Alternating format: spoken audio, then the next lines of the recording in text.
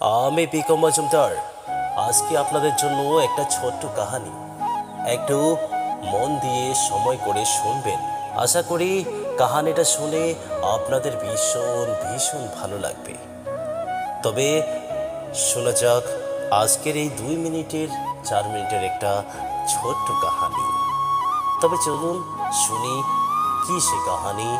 তার আগে বলে রাখি, পিকু সিঙ্গার ইউটিউব চ্যানেলটি সবাই সাবস্ক্রাইব করবেন এবং পাশে থাকবেন, এবং এখানে নিত্য নতুন কবিতা, কাহিনী এবং গান পেয়ে থাকবেন। আশা করি সবার ভালো লাগবে। আসুন কাহিনীতে চলা যাক। একটি ছেলে খুব সাদা সিধে ছিল। সে একটি দোকানে চাকরি করত।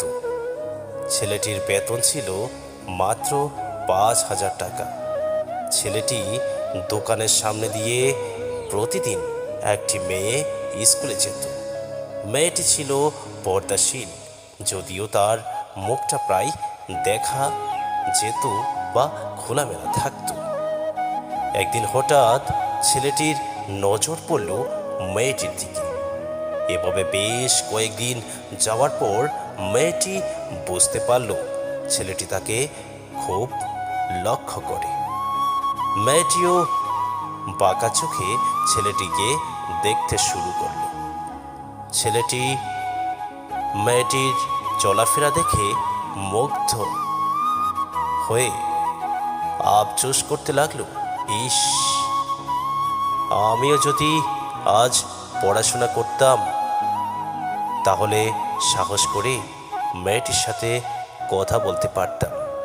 মেয়েটি বুঝতে পারল ছেলেটি তাকে ভীষণ পছন্দ করে। তাই একদিন মেয়েটি ছেলেটির দোকানের পাশে দাঁড়িয়ে রইল। তখন দুপুরের খাবার খাওয়ার জন্য ছেলেটি বাহির হইল। সে চায়ের দোকানে গিয়ে 5 টাকার একটি রুটি খেয়ে পানি প্রাণ করে আসতে লাগলো। তখন মেয়েটি তার কাছে গেল এবং জিজ্ঞেস করলো, তুমি ভাত খেলে না কেন?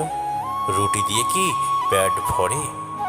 তখন ছেলেটি মেয়েটিকে দেখে অবাক হয়ে গেল। তখন ছেলেটি বলল, আমি ভাত খেলে আমার মা আর ছোট বোনকে কি খাওয়াবো? মেয়েটি শিক্ষিত, তাই অল্পতেই বুঝে গেল। সে হাত ধরে বলতে লাগলো, তাহলে তুমি যে আমাকে পছন্দ করো, আমাকে কি খাওয়াবে? তখন ছেলেটি বলল, আমি তো তোমাকে আপন করে পাওয়ার জন্য দেখি না, কারণ সে যোগ্যতা আমার নেই। তবে এটা সত্যি যে তোমাকে দেখতে আমার খুব ভালো লাগে, তাই দেখি। মেয়েটি ছেলেটির কথা শুনে চোখ দিয়ে পানি ঝরে পড়তে লাগলো। সে বুঝে গেল ছেলেটির চরিত্র ও ভাবনা কত সুন্দর। সেদিন মেয়েটি চলে গেল বাসায়। গিয়ে রাত্রিবেলা মেয়েটি অসুস্থ হয়ে পড়ে। পরের দিন তাকে ডাক্তারের কাছে নিয়ে আসা হলো। বলা হলো তার 2টি কিডনি নষ্ট। তখন মেয়ের বাবা ফোন করে তার বন্ধুর ছেলেকে, যার সাথে বিয়ে দেওয়ার জন্য সে পাগল, কিন্তু মেয়েটি তার বাবার পছন্দ ছেলেকে বিয়ে করতে রাজি না। তখন ছেলেটির টাকা থাকলেও কি হবে, তার চরিত্র খারাপ, সে লোভী। এইদিকে মেয়েটির কোনো লোভ ছিল না। যাই হোক, হবু জামাই আসার পর তাকে সব খুলে বলল, তোমার থেকে একটি কিডনি খুলে আমার মেয়েটিকে দাও। তুমি তো বলেছ আমার মেয়েকে অনেক ভালোবাসো, তাকে পেলে তুমি ভালো হয়ে যাবে, তাহলে আজ পরীক্ষা দাও। তখন ছেলেটি বলল, আমি আপনার রুগ্ন মেয়েকে বিয়ে করব কেন? আমার কি সুস্থ মেয়ের অভাব নাকি? এই বলে সে চলে গেল।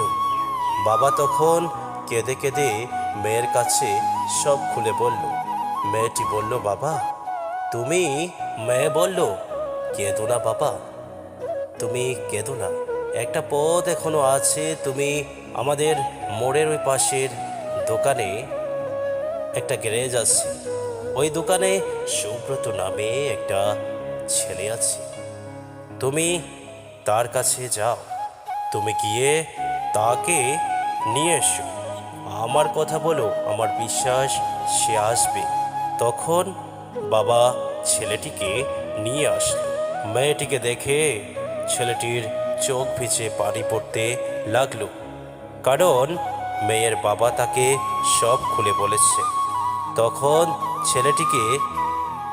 মেয়েটিকে বলল, তুমি আমাকে একটা কিডনি দেবে? ছেলেটি বলল, কিডনি দেওয়ার জন্যই আমি এসেছি। মেয়েটি তাকে বলল, তুমি কি চাও?